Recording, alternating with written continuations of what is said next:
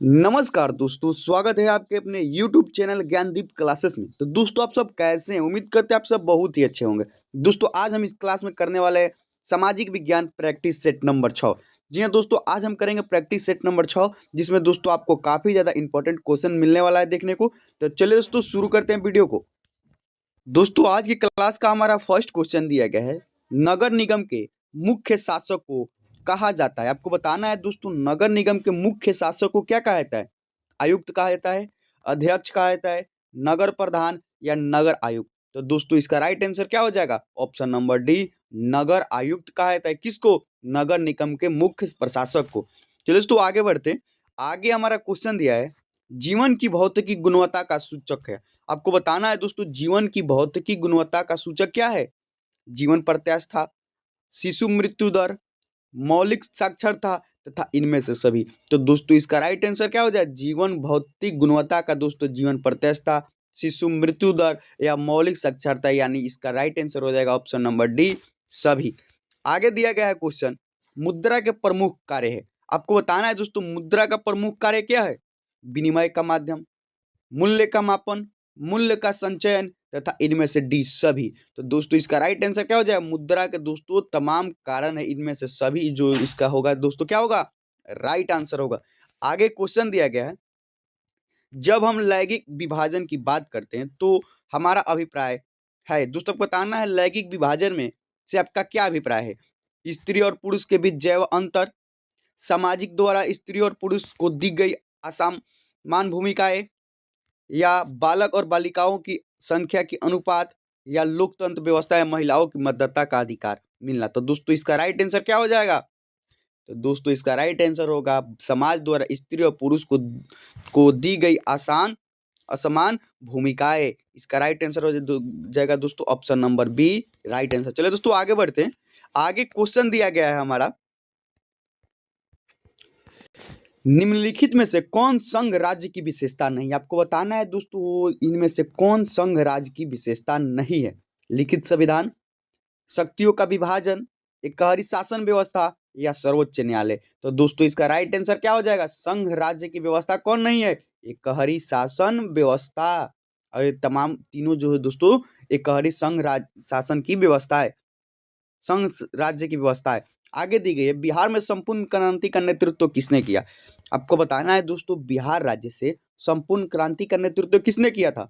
मोरारजी देसाई, नीतीश कुमार, इंदिरा गांधी या जयप्रकाश नारायण। तो दोस्तों, इसका राइट आंसर क्या हो जाएगा? जयप्रकाश नारायण। 1974 ईस्वी में दोस्तों जयप्रकाश नारायण ने छात्र आंदोलन के नाम से जिन्हें जाना जाता है, किसे? संपूर्ण क्रांति को। चलिए दोस्तों, आगे जानते हैं, निम्न में से कौन एक बात लोकतांत्रिक व्यवस्था को अनुरूप नहीं? आपको बताना है दोस्तों, कौन सी व्यवस्था है जो लोकतांत्रिक व्यवस्था के अनुरूप नहीं है, उसके अनुसार नहीं है? कानून के समक्ष समानता, स्वतंत्र और निष्पक्ष चुनाव, उत्तरदायी शासन व्यवस्था या बहुसंख्यकों का शासन। तो दोस्तों, इसका राइट आंसर क्या हो जाएगा? तो दोस्तों, इसका राइट आंसर हो जाएगा ऑप्शन नंबर डी, बहुसंख्यकों का शासन। क्या है दोस्तों? कानून लोकतांत्रिक व्यवस्था में अनुरूप नहीं है। आगे क्वेश्चन दिया है, निम्न में से कौन राष्ट्रीय दल है? आपको बताना है दोस्तों, ये तमाम दल दिया गया है, इनमें से कौन राष्ट्रीय दल है? जनता दल, डीएमके, लोक जनशक्ति पार्टी या भारतीय जनता पार्टी। तो दोस्तों, इसका राइट आंसर क्या हो जाएगा? राष्ट्रीय दल कौन है? भारतीय जनता पार्टी। आगे क्वेश्चन दिया गया है, लोकतंत्र का प्राण किसे कहा जाता है? आपको बताना है दोस्तों, लोकतंत्र का प्राण किसे कहा जाता है? राजनीतिक दल को, सामाजिक दल को, मानवीय दल को या नागरिक दल को। तो दोस्तों, इसका राइट आंसर क्या हो जाएगा? ऑप्शन नंबर ए, राजनीतिक दल को क्या कहा जाता है? लोकतंत्र का प्राण कहा जाता है। आगे हमारा क्वेश्चन दिया गया है, सासाराम नगर का विकास हुआ था। आपको बताना है दोस्तों, सासाराम नगर का विकास कहाँ हुआ था? मध्य युग में, प्राचीन युग में, वर्तमान युग में या आधुनिक युग में? तो दोस्तों, इसका राइट आंसर क्या हो जाएगा? मध्य युग में सासाराम नगर का विकास हुआ था। देखिए दोस्तों, ऐसा ही क्वेश्चन आपको एग्जाम में देखने को मिलता है, इसलिए आप जितने भी सीरीज चलाया जा रहा है दोस्तों, उसको पूरा कंप्लीट कर लीजिए। आपको ऑब्जेक्टिव का दोस्तों 1% भी टेंशन नहीं रहने वाला है। चलिए दोस्तों, आगे बढ़ते हैं। आगे हमारा क्वेश्चन दिया गया है, अविभाजित बिहार में निम्नलिखित में से एकमात्र नियोजन नगर है। आपको बताना है दोस्तों, बिहार में कौन एकमात्र जो है अविभाजित नियोजन नगर है? पटना, मुंगेर, जमशेदपुर या गया। तो दोस्तों इसका राइट आंसर क्या होने वाला है? इसका राइट आंसर होगा दोस्तों क्या? जमशेदपुर। आगे क्वेश्चन दिया गया है दोस्तों, पटना हवाई अड्डा का नाम बताना है दोस्तों आपको। जो पटना में हवाई अड्डा स्थित है उसका क्या नाम है? जयप्रकाश अंतर्राष्ट्रीय हवाई पतन, पटना हवाई अड्डा, राजेंद्र प्रसाद हवाई अड्डा या बिहार हवाई अड्डा। तो दोस्तों इसका राइट आंसर क्या हो जाएगा? जयप्रकाश नारायण अंतर्राष्ट्रीय हवाई पतन। आगे चलिए बढ़ते हैं दोस्तों क्वेश्चन नंबर 56 की तरफ। बिहार में रज्जू मार्ग कहाँ है? आपको बताना है दोस्तों, बिहार राज्य में रज्जू मार्ग कहाँ है? बिहार शरीफ, राजगीर, गया या बांका जिला। तो दोस्तों इसका राइट आंसर कहाँ होने वाला है? राजगीर में दोस्तों कौन मार्ग है? रज्जू मार्ग। बिहार में खनिज तेल की संभावना है, आपको बताना है दोस्तों, बिहार राज्य में खनिज तेल की संभावना कहाँ है? हिमालय क्षेत्र में, उत्तर बिहार मैदान में, दक्षिण बिहार मैदान में या दक्षिण बिहार की पहाड़ियों में। तो दोस्तों आपको बताना है इसका राइट आंसर क्या होने वाला है? हिमालय क्षेत्र में दोस्तों बिहार में खनिज तेल की क्या है? संभावना है। आगे क्वेश्चन दिया गया है, निम्न में कौन मुद्रा का कार्य नहीं? आपको बताना है दोस्तों इनमें से कौन सी क्रिया जो दोस्तों किसका कार्य नहीं है? मुद्रा का। विनिमय का माध्यम, मूल्य का मापन, मूल्य संचयन या उत्पादन। तो दोस्तों आपको बताना इनमें से कौन जो क्रिया दोस्तों मुद्रा का कार्य नहीं करती है? उत्पादन की क्रिया जो है दोस्तों मुद्रा का कार्य नहीं करती। भारत एक केंद्रीय बैंक, भारत का केंद्रीय बैंक कौन है? आपको बताना है दोस्तों भारत का केंद्रीय बैंक कौन है? रिजर्व बैंक ऑफ इंडिया, क्षेत्रीय ग्रामीण bank, state bank of India या पंजाब नेशनल बैंक। तो दोस्तों इसका राइट आंसर क्या होने वाला है? रिजर्व बैंक ऑफ इंडिया यानी आरबीआई भारत का क्या है दोस्तों? केंद्रीय बैंक है।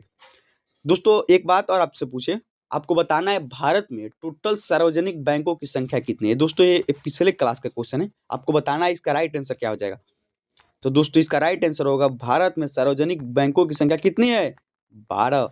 आगे बढ़ते हैं, ऊर्जा का मुख्य स्रोत क्या है? आपको बताना है दोस्तों ऊर्जा का मुख्य स्रोत क्या है? कोयला, पेट्रोलियम, विद्युत या सभी। तो दोस्तों इसका राइट आंसर क्या होने वाला है? ऊर्जा का मुख्य स्रोत क्या है? तीनों है। दोस्तों इसका राइट आंसर हो जाएगा ऑप्शन नंबर सभी। आर्थिक विकास संबंधित है, आपको बताना है दोस्तों आर्थिक विकास किससे संबंधित है? परिणात्मक परिवर्तन से, गुणात्मक परिवर्तन से, ए बी दोनों से या इनमें से कोई नहीं। तो दोस्तों इसका राइट आंसर क्या हो जाएगा? ए बी दोनों से, यानी परिणात्मक परिवर्तन से भी और गुणात्मक परिवर्तन से क्या संबंधित है? आर्थिक विकास संबंधित है।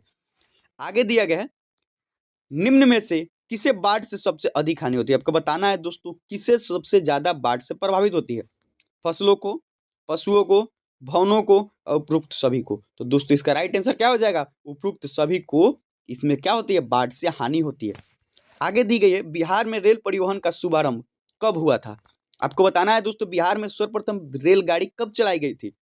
1842 में, 1874 में, 1858 में या 1862 में। तो दोस्तों इसका राइट आंसर क्या हो जाएगा? बिहार में सर्वप्रथम रेल 1874 ईस्वी में चलाया गया था।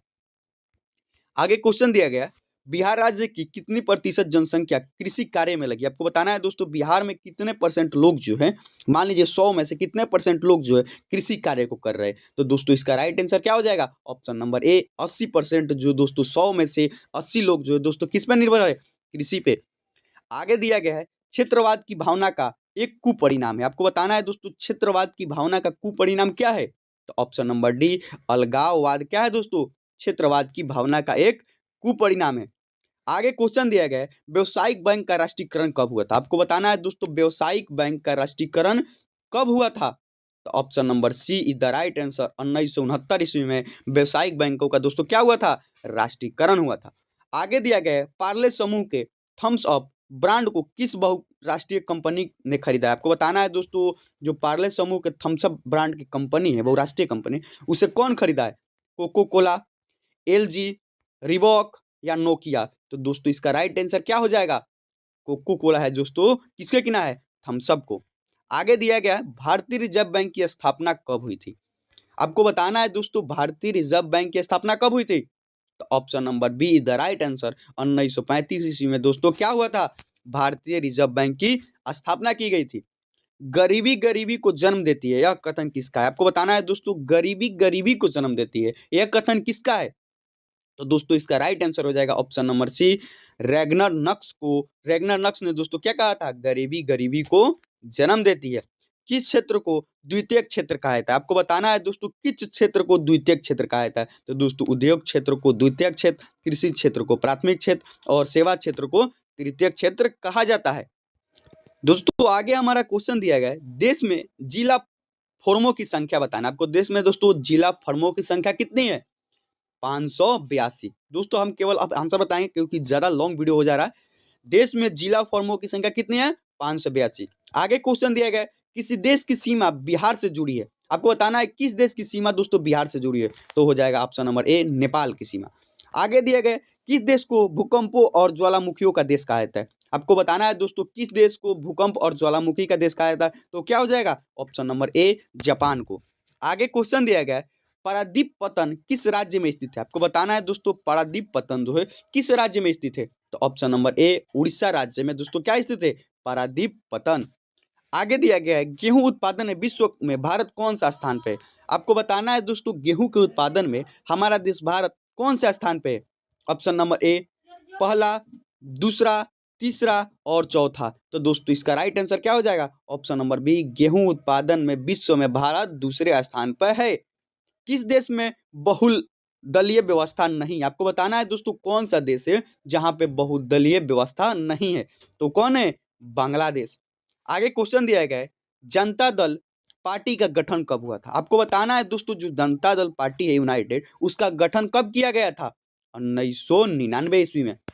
आगे क्वेश्चन दिया गया है, भारतीय जनता पार्टी के प्रथम अध्यक्ष कौन थे। आपको बताना है दोस्तों भारतीय जनता पार्टी के प्रथम अध्यक्ष कौन थे, अटल बिहारी वाजपेयी। चिपकू आंदोलन निम्नलिखित में से किससे संबंधित है। आपको बताना है दोस्तों जो चिपकू आंदोलन था वो किससे संबंधित है, पेड़ के काटने के विरोध से। इससे कौन संबंधित है, सुंदरलाल बहुगुणा। चलो दोस्तों आगे दिया गया है, दल बदल कानून किस पर लागू होता है। आपको बताना है दोस्तों जो दल बदल कानून होता है वो किस पर लागू होता है, संसद या विधायकों पर, राष्ट्रपति पर या उपराष्ट्रपति पर, उपयुक्त में से सभी। तो दोस्तों इसका राइट आंसर क्या हो जाएगा, संसदों और विधायकों पर कौन सा कानून लागू होता है, दल बदल। तो दोस्तों ये रही आज का क्लास, आपको कैसा लगा। अगर हमारी क्लास आपको अच्छी लगी तो हमारे चैनल को लाइक और सब्सक्राइब करना ना भूलें। मिलते हैं नेक्स्ट क्लास में नेक्स्ट जानकारी के साथ। जय हिंद।